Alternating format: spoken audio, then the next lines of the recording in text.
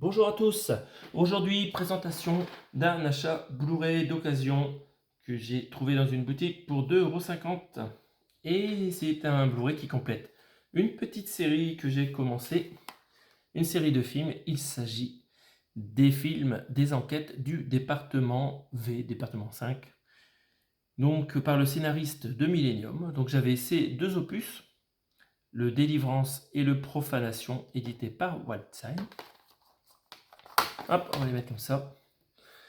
Et je suis tombé au même endroit sur le troisième, Miséricorde, que je n'avais pas, toujours par le scénariste de Millennium, d'après le best-seller de Jussi Adler-Olsen, comme les autres. Donc on retrouve la même artwork. Donc on voit les deux personnages en haut d'une butte, une dame derrière, on ne sait pas d'où elle sort, des armes par terre. C'est très mystérieux. Donc c'est une série de films qui était à Bonn 2015 en hors compétition, le Festival international du film policier. Voilà, voilà. On va regarder le verso.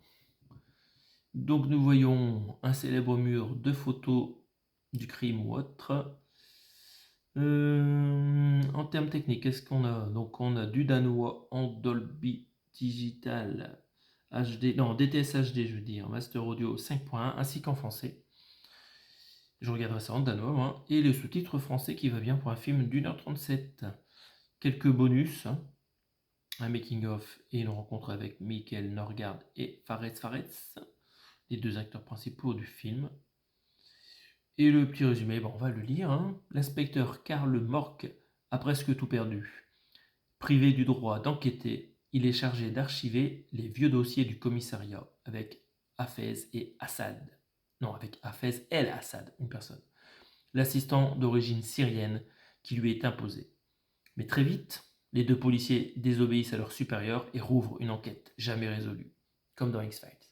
La disparition mystérieuse d'une jeune politicienne prometteuse survenue 5 ans auparavant. C'est la naissance du département V. Alors je ne sais pas du tout si c'est le premier épisode ou le dernier de la série. Il va falloir que je me renseigne pour les regarder dans l'ordre. Pour l'instant, je ne les ai jamais regardés. On va regarder s'il y a une sérigraphie sur le disque. Et en effet, il y a une belle sérigraphie différente de la cover. Avec encore une fois la dame et à droite, un monsieur avec une tête patibulaire.